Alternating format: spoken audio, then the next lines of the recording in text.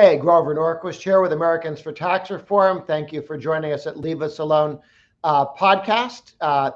We're going to be talking about sports betting, betting on professional sports, on college sports, and so on. Legal some states, not legal in others, what's working, what's not working, what's happening.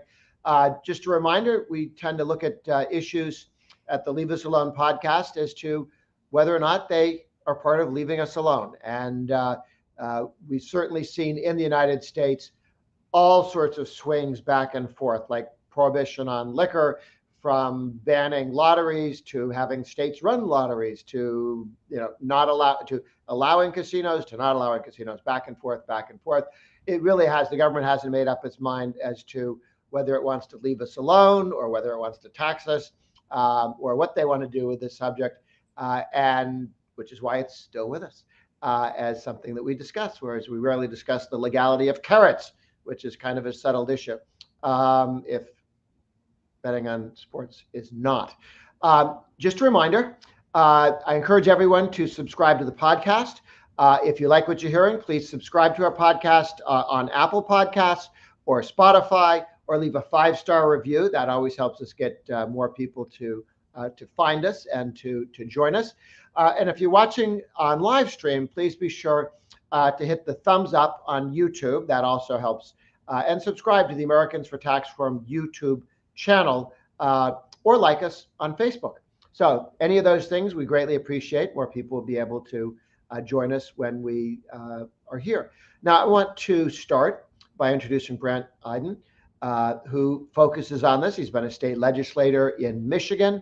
He's been is a vice president for government affairs, or for Fanatics sports and lifestyle brand. Fanatics, what a great name. Brandt, could you give us a state of play? There are somewhere between 50 and 57 states, depending on which president you listen to.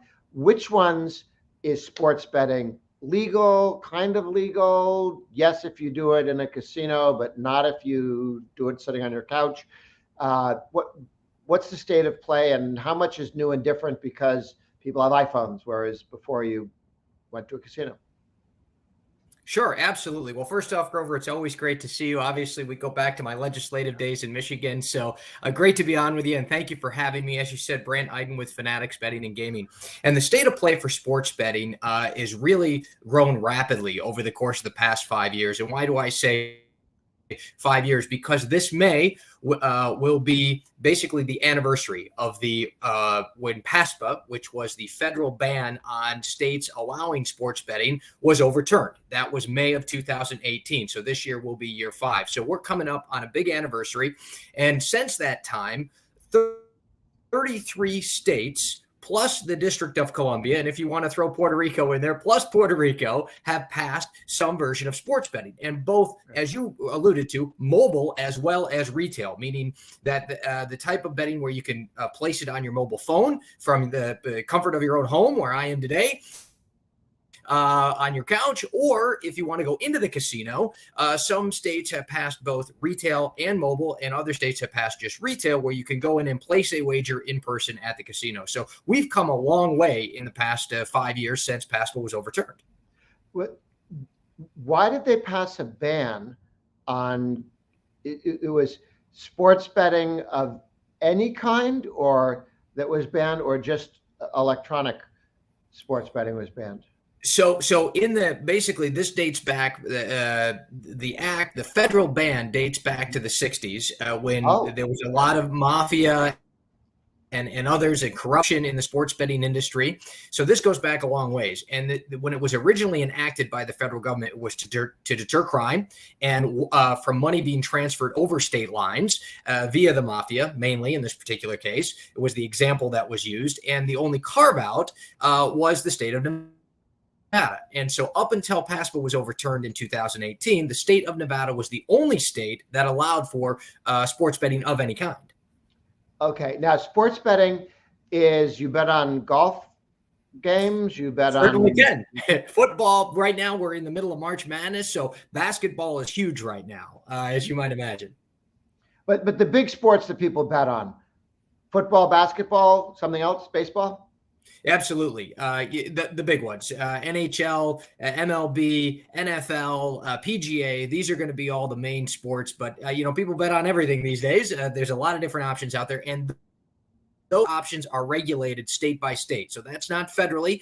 Those options that consumers can wager on are set via state law and not federal law. But yes, NFL and certainly this time of year basketball are two of the biggest.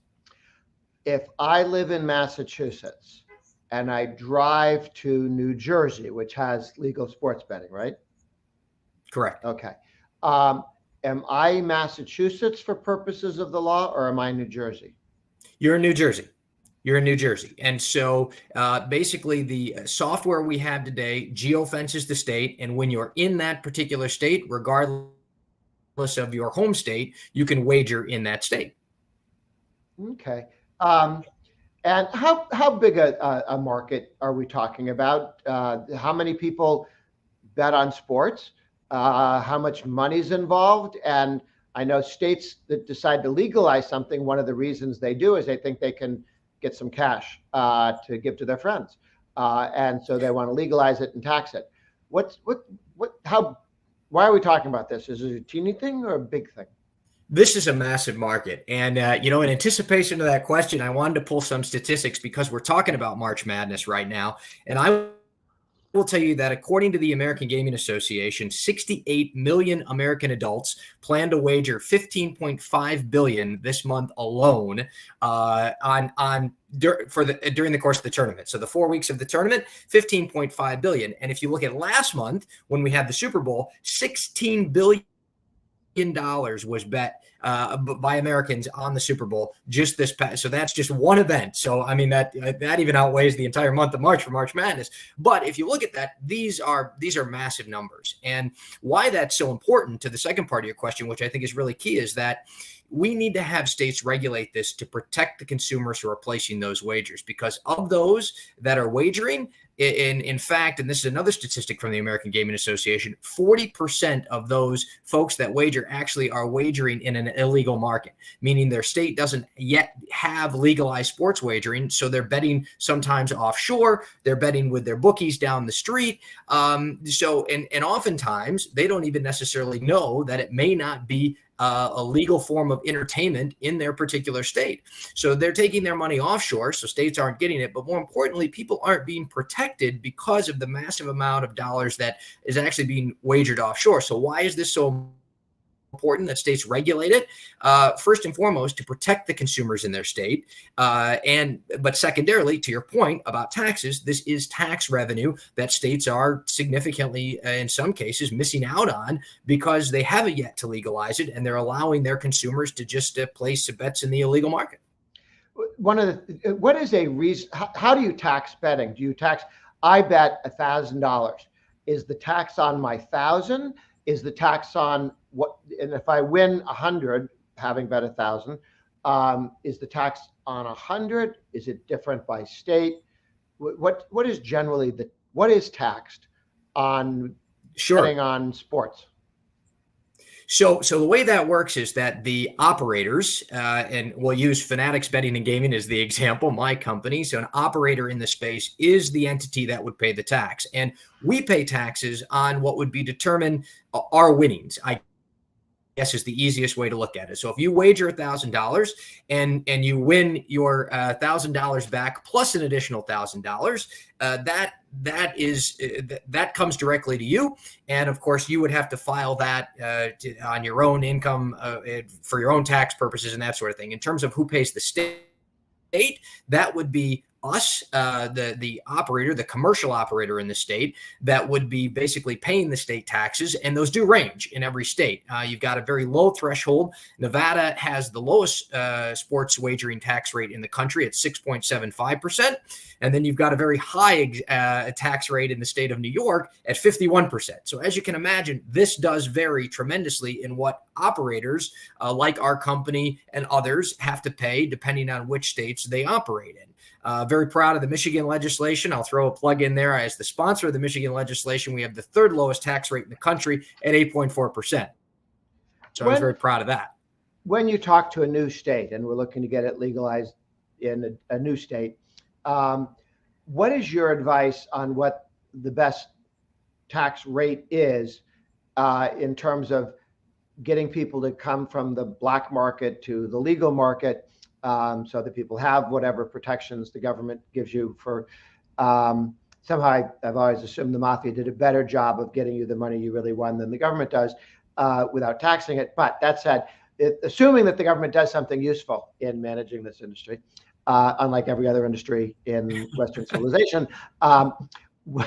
bringing it into the legal market, there's some value to people not being forced to be criminals when they do what they want to do. That's a value. You want to have them join the legal market, and what is the and if you have the rate too high, then no company would take the bets. That's right. How do you look and say this is too high and this is the most reasonable that's going on? Well, I personally, I believe the lower the better. The lower you can make that, because you have to remember the offshore illegal operators that are operating in Costa Rica and China and others, they're paying zero taxes right now. So they have it's all income for them versus the regulated U.S. operators that have got employees, a tax structure, and all these other things that go into that, and being a participant in a regulated market. So lower the better, but I would definitely say that the industry average you're seeing is somewhere around that 9 to 10% is what you're seeing in states when you average it all out. And I would say that's very fair. I mean, I like a number closer to Nevada at 6.75, but if you can get in that single digit tax rate of, 6.75 to 9.5, if you have to go to 10, then that's, fair at the end of the day.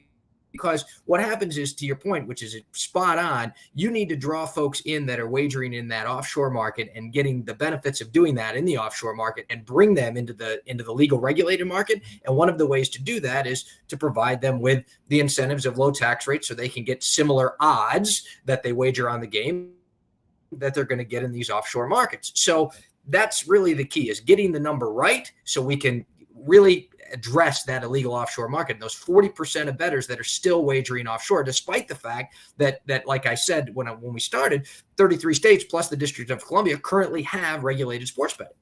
Yeah. For those people just joining, we're talking about sports betting on professional games and schools, universities, football games, various sports. 33 states have it legal in some capacity. A number of others don't have it legal at all. And the effort to have sports betting move towards the legal zone and to raise some money for the state. What's the best rate? I would have assumed that if you ask me what state I would look to find the best percentage, I would have said Nevada, because they've been doing gambling or gaming for longer than most other places, uninterrupted. And in terms of finding the sweet spot on maximizing revenue, maximizing the number of people who want to bet with you instead of somebody else, or to bet legally rather than extra legally, that they would have been the guys to look at. And you were saying that you also thought that they had the best tax rate? They do. They have the lowest tax rate in the country at 6.75. Iowa's next at 7.5%, and then Michigan third at 8.4. All single digit tax rates. And you're correct. Nevada's been doing it the longest, and so they've got a huge history of gaming in Nevada. The longest in the era of PASPA being overturned, so since 2018, would be New Jersey. New Jersey's got another great model that we often look at and talk about. One of the things, though, that you just mentioned is that some states, every state has different regulations, of course. That was the way that this was set up. That was how it was supposed to be. So the federal government didn't just take this over. And so each state addresses this differently. One of the things that New Jersey does, which I think is very interesting, and we can talk about that now because we're right in the middle of the tournament, is if you're in the state of New Jersey, they don't allow you to wager on their in-state institutions. So we look at Princeton right now, who's making a run in the tournament right now. If you're a Princeton graduate and you live in the state of New Jersey, you can actually wager on Princeton. And this is a regulation that I think states have put in place, unfortunately.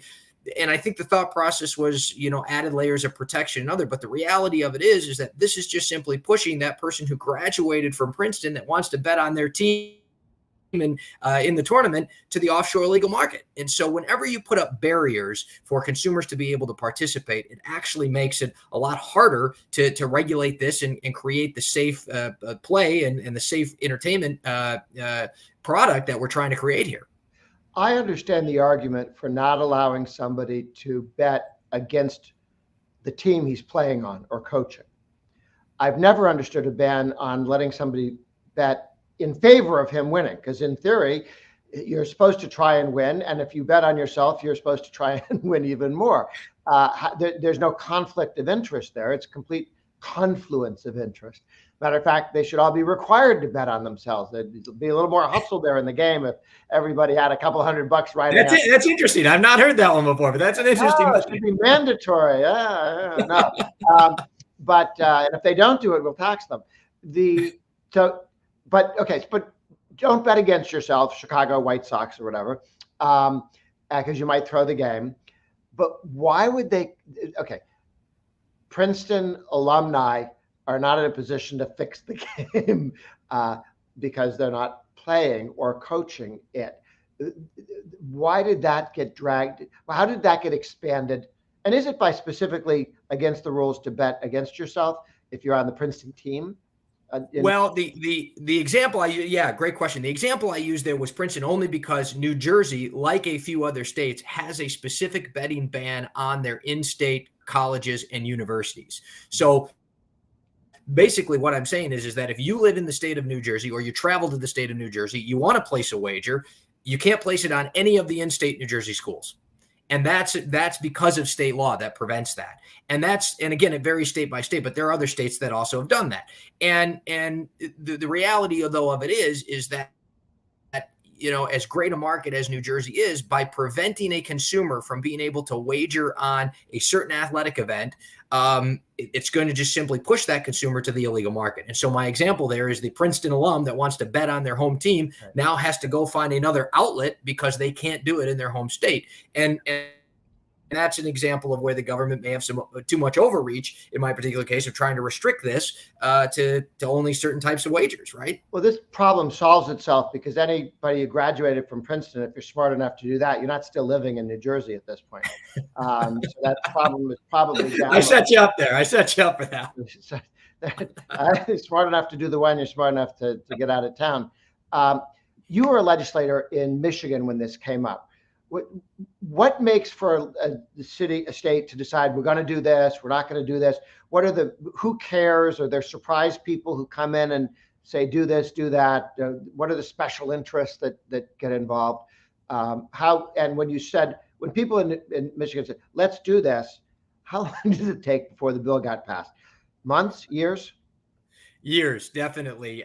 Passed the legislation in 2019. Took us 4.5 years to get there. And that is because there are a lot of interests involved in gaming. It's a highly regulated industry, as it should be. And there's a lot of it. And of course, you have tribal presence, you have commercial presence. In Michigan, you had both. And so there's a fine line you have to walk there. And then on top of all that, I had to go out and procure the votes from both Democrats and Republicans, making it a bipartisan effort. What I see is I work across the country as this effort is always bipartisan in nature. One party or the other can't just push this through. This has to be a concerted bipartisan effort. And that takes time. It takes time to go through that education, to build those relationships, and to be able to pass laws that regulate gaming. And so that's why in some states you see it hasn't been touched in 20 some years in some particular cases. We hadn't updated the gaming law in Michigan in 23 years until we did it in 2019. So it can be tough. I remember years ago, Jim Leach, Republican from Iowa, ran a campaign to ban poker, gaming with poker, where you'd play poker online and I guess against other people or against the house. And that was banned. And so people had to go overseas. And Jim Leach lost the next election because this was so popular.